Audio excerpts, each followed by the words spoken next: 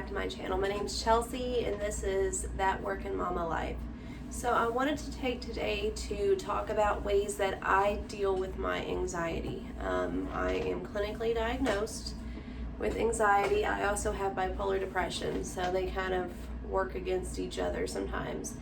I will start this off by saying that I do receive medical treatment for this. I am on medication, and my physician also kind of acts as a therapist. I have sought therapy in the past. I'm not currently doing that right now.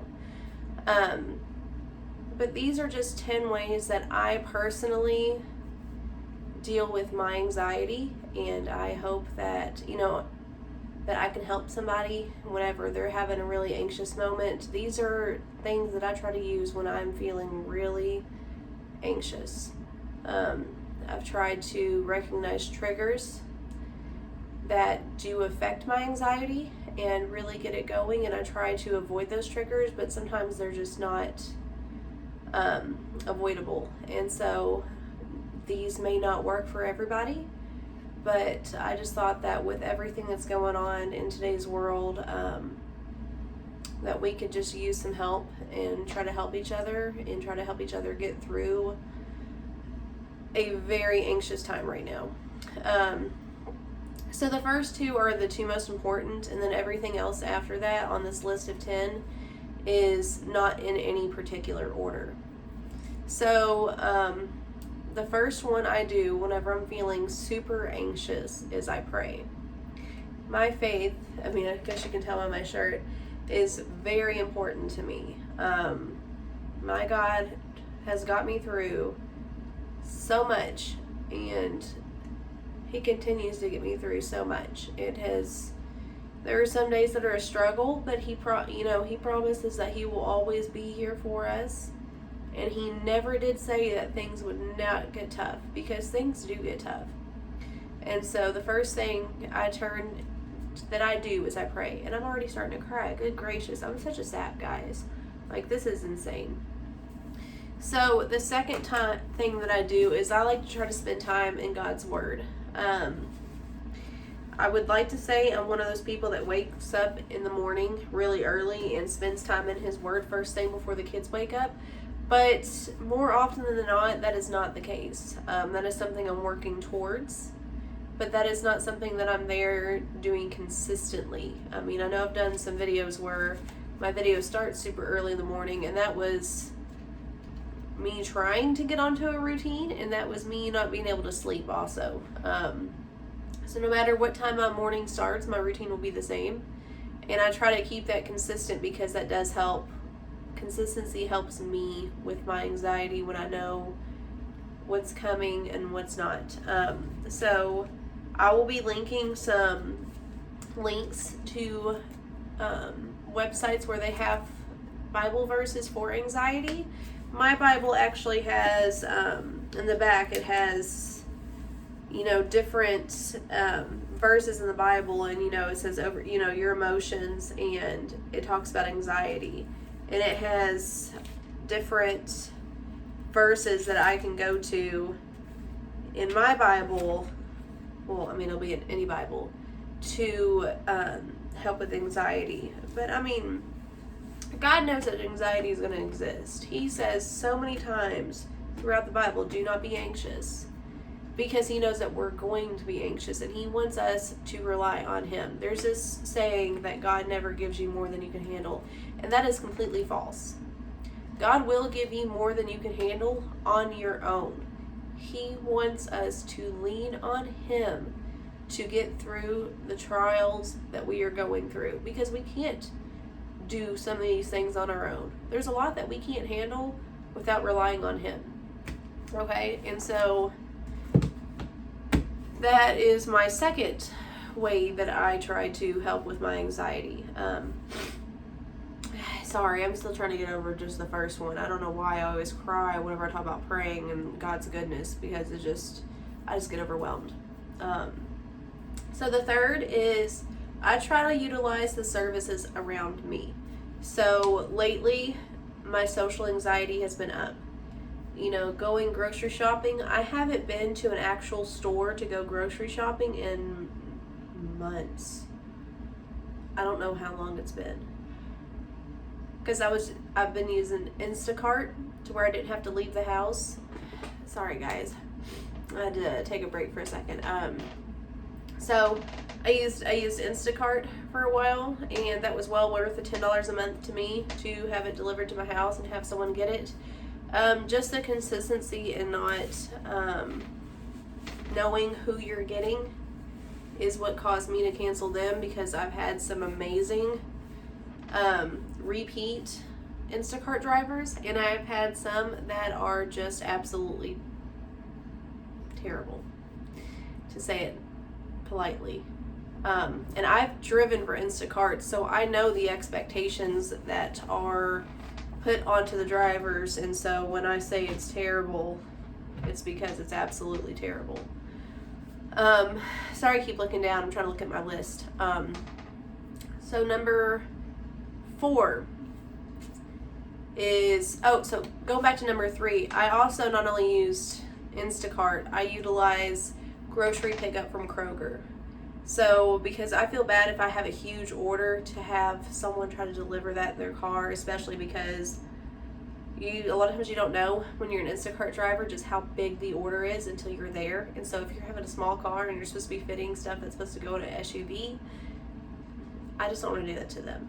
So I will utilize the free pickup from Kroger's, which actually I have some to go pick up today, because it's just so much easier for me when I'm cooking breakfast to, instead of stressing out about trying to find the time to take Levi out, which Levi's 3, and so right now taking a toddler out in public can be stressful. And so instead of stressing out about taking him out and going out in public and all the things that deal with going out in public right now during this time, I just utilize the services around me. So it was Instacart, now it's grocery pickup from Kroger. Or it could be Home Depot. It could be, I utilize Target a lot. Too much actually.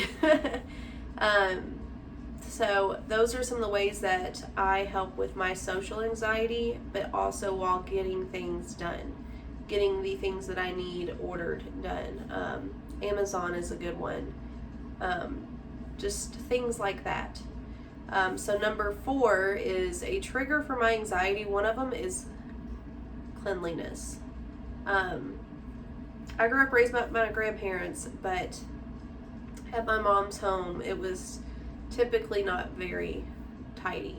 I'm naturally a very tidy person, and when I see messes, it really, really triggers me.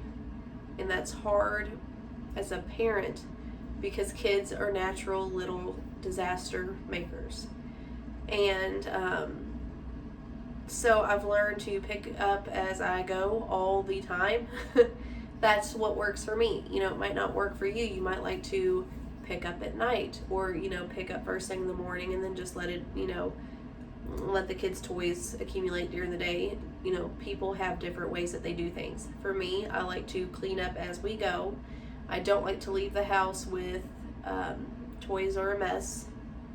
I always do the dishes at night, because I like to wake up to a clean kitchen. I don't like waking up and feeling like I have work to do right away, first thing in the morning, because I see a mess. So cleaning calms me. I actually rather enjoy it. The one thing I hate though is mopping. So you will never see me enjoy mopping on this channel, ever. But laundry, I love laundry. Like, I really love laundry. Loading the dishwasher, that doesn't bother me. You know, cleaning the toilets, none of that stuff bothers me. Mopping, hate it. I don't know why, but I hate it. Always have, always will. So cleaning is my 4th way that I listed to help with my anxiety. Not only does it help prevent my anxiety, it helps me during my anxiety to just kind of play my shows in the background, or music, or YouTube. Probably YouTube. I watch a lot of YouTube compared to TV shows. So that's another way that I help with my anxiety. So number 5 is, I actually really enjoy this book, Anxious for Nothing by Max Lucado. He is a Christian author, yet he uses secular, I guess you could say secular, but facts about anxiety. Because, in the Christian community, not all, I don't want to, people to come to attack me, but quite a few people in the Christian community believe that anxiety, depression, and mental illnesses or mental health issues is because we are not strong enough Christians. And I'm here to tell you that mental health is just as real as physical health. If you see somebody with a wound on their leg, you're going to be like, okay, that person has a wound on their leg. It is the same thing with someone with anxiety. Just because you can't see it does not mean that it does not exist, and does not make that person less of a Christian. And so it is nice to have a Christian author who knows the word, who talks about anxiety and how it affects your body. And he has different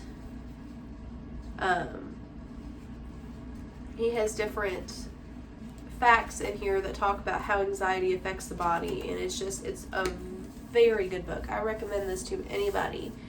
And hopefully soon, if I get enough subscribers, I will actually send one of these out.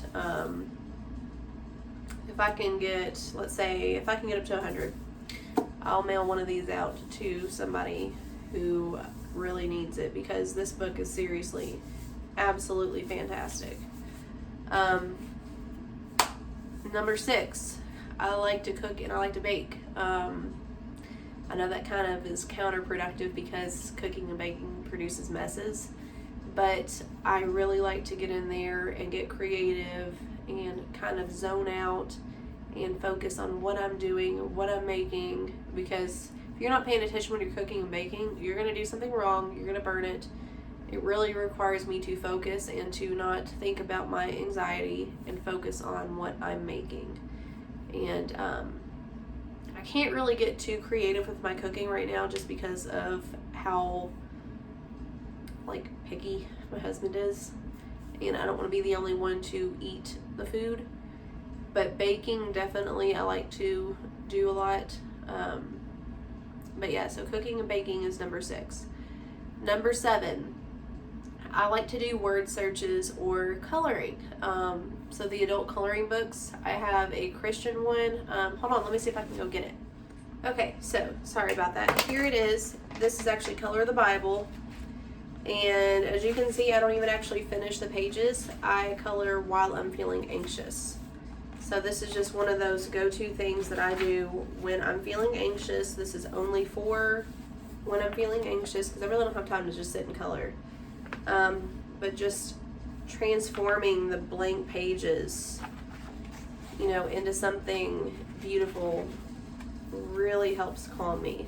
And then word searches, it's just one of those busy things that I think just helps me get my mind off of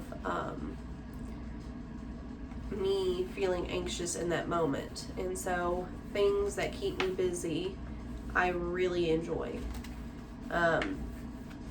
So number 8, I like to watch other moms on YouTube. I like Fields Full House, Brittany Elizabeth, Jamarelle Stewart, C. Mindy Mom, Amy Marion, Pennies and Salt. There's just a bunch that I like to watch because it's nice to see other mamas out there. And it's almost like you're over at a friend's house kind of, and you're watching them, in their house, how we used to be able to do before, people stopped congregating together due to COVID.